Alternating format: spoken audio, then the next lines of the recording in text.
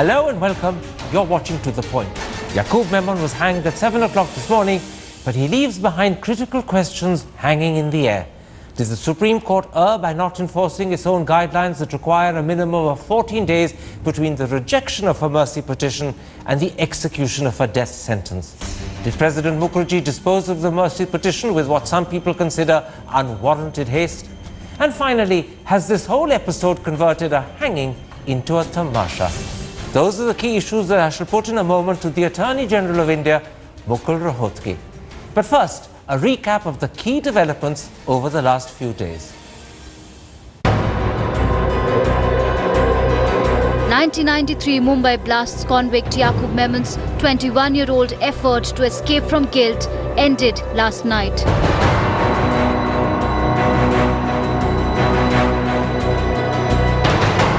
Yakub Memon's last day saw a series of setbacks, beginning with the Maharashtra governor rejecting his plea for clemency. And this setback was followed by the three-judge Supreme Court bench refusing to stop Memon's hanging. Another mercy plea filed with the president was also rejected after discussions with the Home Ministry. But Memon's lawyers made one last-ditch effort.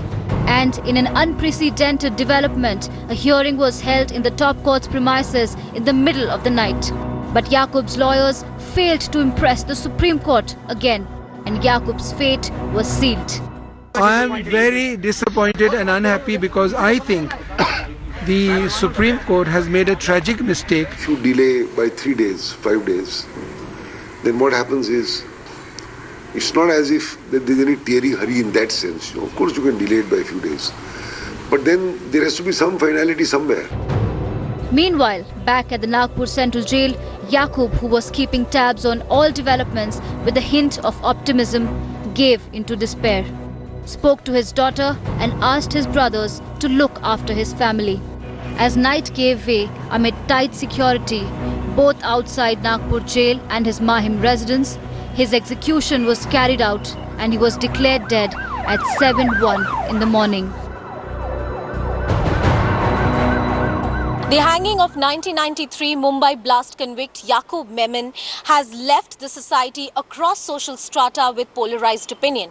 While one section says and hails the hanging as a testimony to justice being delivered, many question whether hanging or capital punishment can ever be part of the judicial system or the concept of justice. What goes down the memory lane is the overnight drama at the Supreme Court, the midnight hearing, and the deeply polarized opinions that he leaves us with. With camera person Vishal, this is Anusha Soni for India Today. Welcome back. I'm now joined by the Attorney General of India, Mukul Rohatgi, to address some of the disturbing questions the last 24 hours have raised. Attorney General, Yakub Memon was hanged today, roughly 9 hours after his last mercy petition was disposed of by the President. Was this not a clear breach of the Supreme Court's guidelines announced just 18 months ago in January 2014 in the Shatrughan Chauhan case, which clearly stipulate that a minimum period of 14 days is needed between the rejection of the mercy petition and the execution of a death sentence? Karan, the first thing is that the first petition for presidential clemency was rejected on 11th of April 2014. From that day, if you calculate, it is more than 14 months. Can I come in at that point?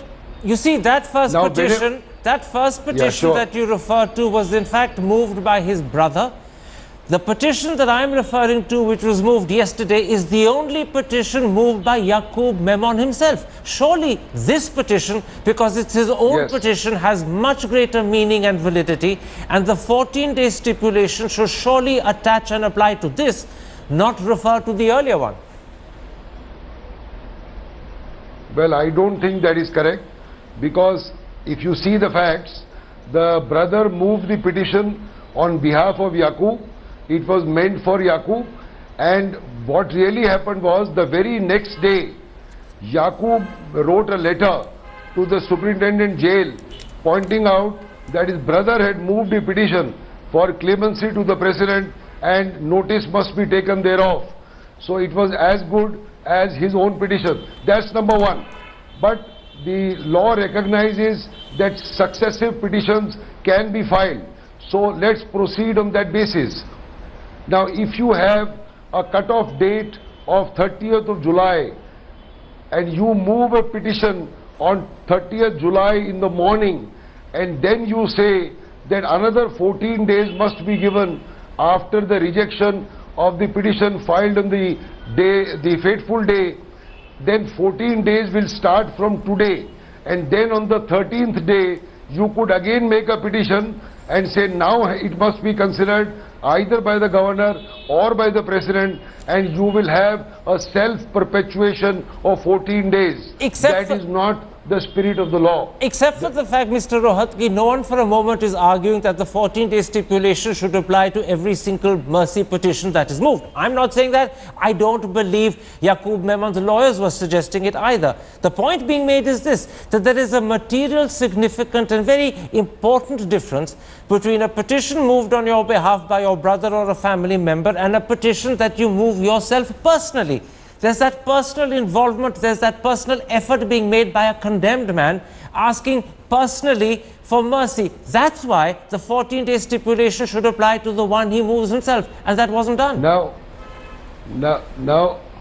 see, Karan, you have to understand, firstly, I don't think that there is any difference in a petition being moved by the brother and endorsed by Yakub or one moved by him. But even then, if one has to see that a successive petition can be moved by the convict, can you move it on the eve of a date which was fixed on 30th of April?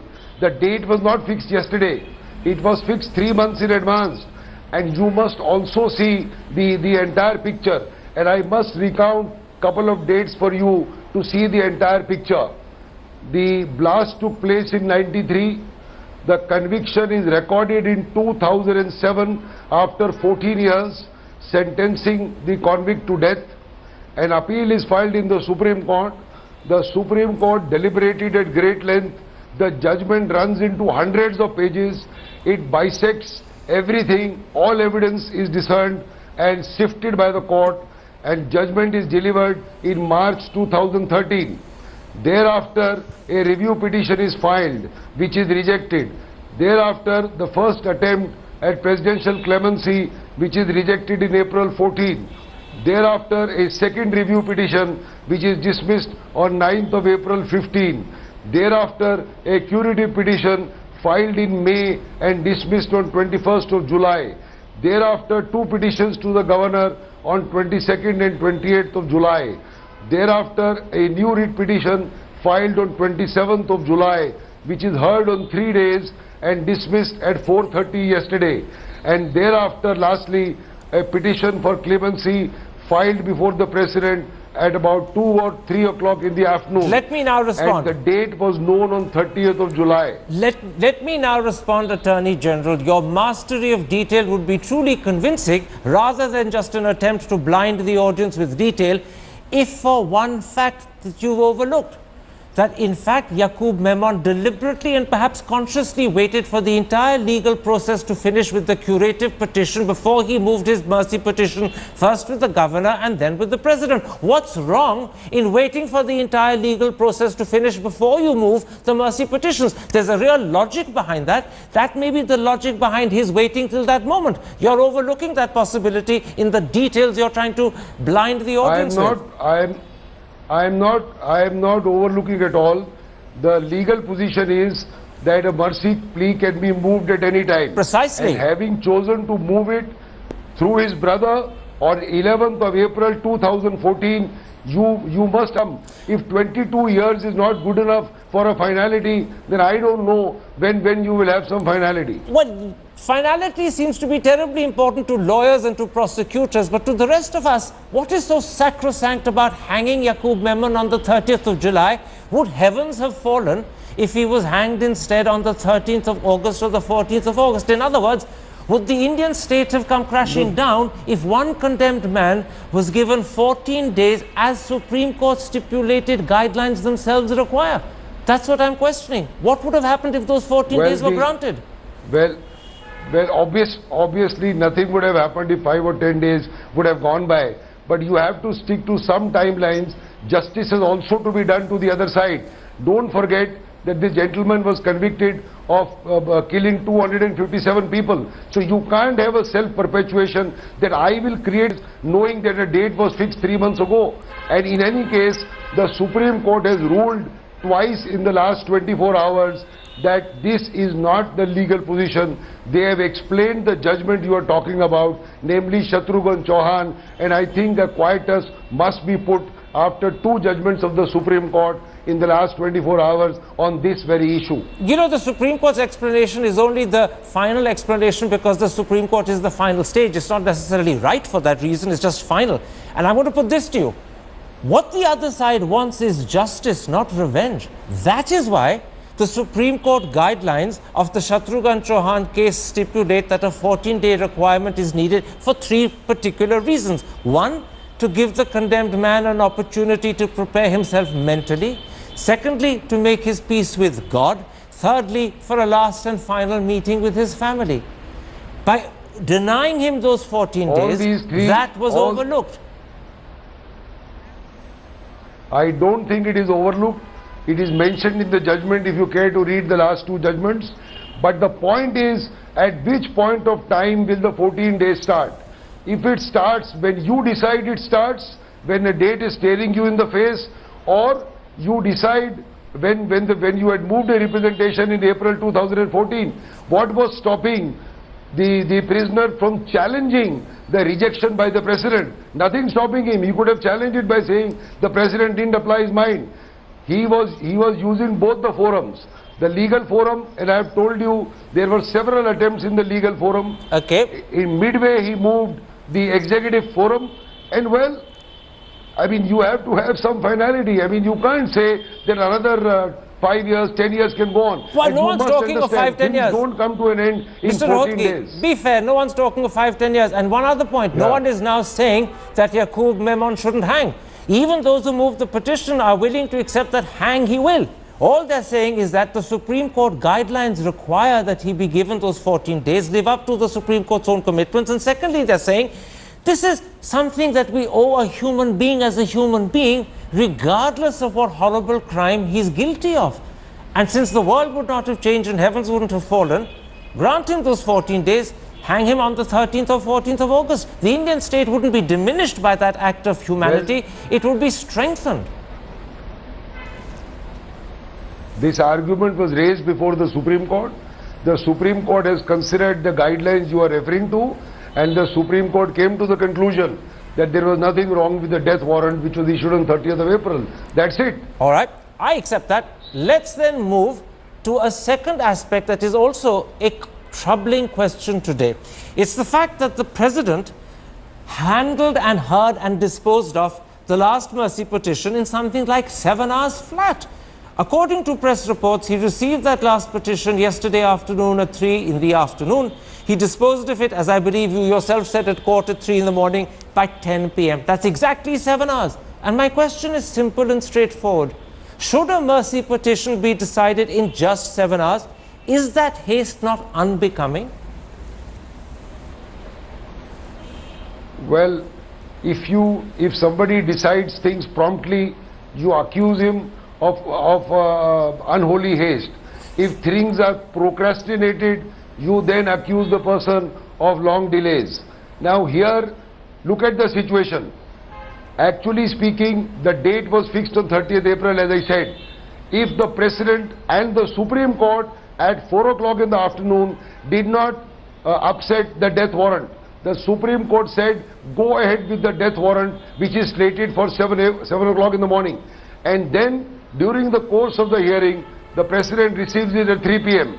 If he examines it between 3 p.m. and 8 p.m., then what is wrong? Well, because you can't say that the Supreme Court will not interfere with the death warrant, and by an indirect method, you move a petition at the last minute and then say willy-nilly the President should grant a stay on the death warrant and extend the date which the Supreme Court did not choose to do at 4:30 in the afternoon. Attorney General, you rhetorically asked the question, what is wrong? Let me answer that question directly. Promptness is a virtue probably in all instances. Sure. But I'm not sure promptness is a virtue when you're handling a condemned man's mercy petition and the outcome could be his death. And I'll tell you why in this specific instance it's not a virtue. Because this mercy petition that was given to the President at 3 in the afternoon raised two matters that everyone says the President had not been made aware of previously. First of all, it raised Mr. B. Raman's claim that there were mitigating circumstances that could have been and possibly should have been considered at the time of sentencing but were not,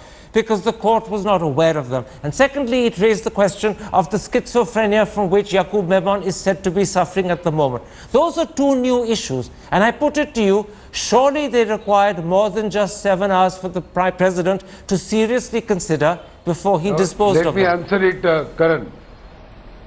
Let me answer it. The last point first.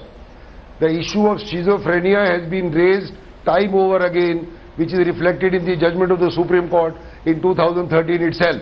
So it is not new. Number two, on what basis are you assuming that the President of India and the Home Ministry, which is meant to aid and advise the President, did not look at all the features and give their aid and advice, and the President thereafter acted upon it? The President is not an appellate authority. He doesn't have to read 300 pages of a judgment as if the Supreme Court judgment is impugned before him. He has already rejected it once. He will go through it. He will go through the aid and advice of the Home Ministry and come to a conclusion whether a case deserves mercy or not. Interrupt? This is his job and this is what he has done. Can I interrupt? Part of your answer at least is based upon the fact that you believe that some of the issues raised in the mercy petition were part of the record and had been considered by the President or by those who advise the President.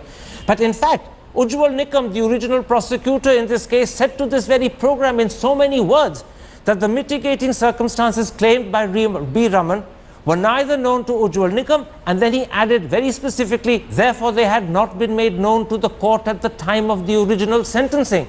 Therefore, when you turned around and say that everything was known to the President and considered by the President, Ujjwal Nikam himself is contradicting you. No, I only talked about, I'm sorry, I only talked about schizophrenia. I did not talk about Mr. B. Raman. Then now, why? As far as Mr. B. Raman is concerned, nobody knew of this article.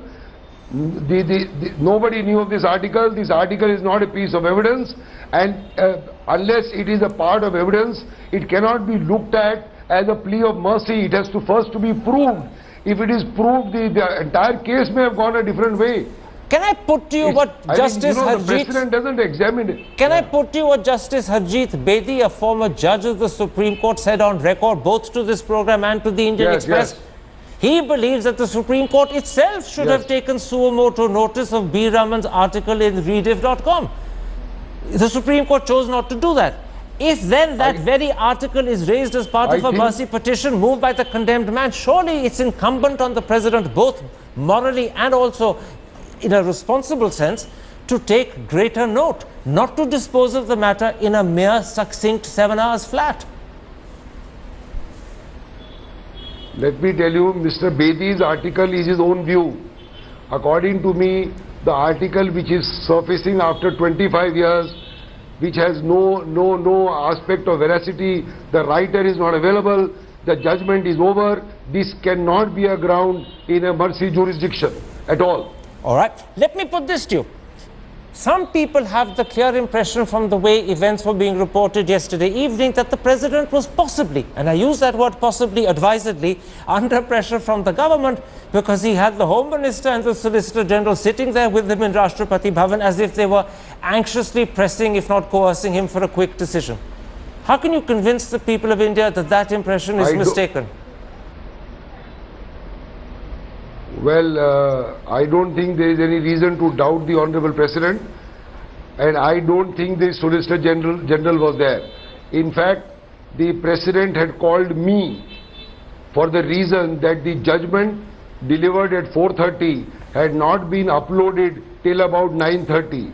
So he sent for me and asked me what were the basic contents of the judgment. Thereafter, between him and the Ministry, the advice was given to him and he considered is a matter between him and the Ministry. You know, the second impression that's been left with people is to do with that adage, which you know perhaps as a lawyer better than I do, that justice must not only be done, it must be seen to be done. Now, when Yakub Memon's own personal mercy petition, raising what his lawyers believe are two new points that previously were not raised, and even though you dispute the schizophrenia being new, clearly the B. Raman contentions are new. And when all of that is disposed of in 7 hours flat, for many people this raises questions that worry them. And I'm talking not of people who are Yakub supporters. I'm talking of people who simply don't like what looks like judicial shortcuts. And it seems as if a process has been slightly shortcutted for no good reason. A jurisdiction of mercy under Article 72 of the Constitution does not have the parameters of a legal appellate jurisdiction. And I may inform you that the Supreme Court also disposes of murder appeals or appeals of heinous offences in much less time. So don't expect the President to become an appellate judge over the Supreme Court and then start examining it. It's entirely a different jurisdiction. It is based on some features of the case, the broad features of the case. The President had examined it in the first instance. He obviously examined the fresh petition which was moved, and I dare say there is no reason to accuse the President of having it, done it in 6 or 7 hours. Probably it could have been much earlier. I'm not accusing the President. I'm simply pointing out an impression that's been left in people's mind, and I'm asking you to respond on behalf of the President as the Attorney General. Well, I think it is, Karan, I think it is an accusation to tell the first citizen of the country that in a matter of hanging, where he has dealt with scores of mercy petitions in the past, that, well, 7 hours is not good enough for a person to go through a few documents to see what should be done or not. Sir, he is the first citizen of the country and a most respected first citizen of the country. Nothing that I would say in any way would delegate that. But it is also the right in a democracy for any citizen to question the President, particularly in the performance of his task, particularly on an issue where the lawyers concerned themselves to raise that problem. But let's move on. I was simply asking questions. I want to clarify, I wasn't accusing the President, but yes, I was certainly asking questions and certainly strenuously asking whether 7 hours is sufficient to decide a mercy petition. But you may be right in arguing it is. Let me come to my final issue. It's one simple question. For many people, it's a rather worrying situation, or impression rather, that's been created in the last 5-6 days, when the hanging seems to be the outcome, A, of setting what people consider artificial and controversial deadlines, and then secondly, as a result of appeals that many think were unnecessarily rushed. And people say that what's happened is that a hanging, which should be a solemn, somber moment of deep reflection, has been converted instead into some sort of tamasha. Does it worry you that this last 5-6 days has been more like a tamasha and spectacle than a serious judicial hanging? I don't think so, Karan, at all. And I must tell you, the Supreme Court has been extremely indulgent. The Supreme Court has heard petition after petition. The first petition was heard, as I told you, on Monday, Tuesday, and yesterday from 10:30 to 4. The 3-judge bench did nothing else, and it heard and finally decided. The Supreme Court rose to the occasion when another last-ditch effort was made, and I can quite understand an effort by a condemned prisoner. There is nothing wrong in that. The Supreme Court rose to the occasion. The Chief Justice nominated the bench. The judges were woken up at 2 a.m. in the morning. They rushed to the Supreme Court. I was woken up at 2:30. I rushed to the Supreme Court. A full hearing was given, and there has been a complete access to justice in the last 22 years to any ordinary person, including a condemned person. And I think everybody must salute the Supreme Court and the manner in which it gave a free access and free run for all aspects of the petition. Nothing was disposed of on a technicality, and matter was heard with great patience. And if you feel that this is also rushed, then I guess that it should take about 30 or 40 years for any death sentence to be executed, keeping in view that death sentences are few or far between. It is the rarest of rare, and as you know, more than 50 or 70% of death punishments are commuted to life by the Supreme Court, either because of tardiness in the system of delays or in the tardiness of disposal of the mercy petitions. So if you have death penalty, then well, this is an example where there has been complete access to justice, and I think justice has been done to all concerned in this case, and I have no feeling or any doubt whatsoever in this regard. Mr. Rohatgi, I am particularly grateful to you for having accepted this invitation, for having agreed to face up to these questions, for having answered them so fully, and for many, I will admit, also very reassuringly, because I think in a democracy it's important that not just issues that please those who rule us should be raised, but also those questions should be raised that sometimes may be awkward for the Supreme Court or the government to have to face. Answering them, and you have done it very well today, is also something that journalists are required to enforce as part of their duty. My thanks to you once again for joining us on this particular show tonight. Thank you. Good night. Good night, Mr. Rohatgi.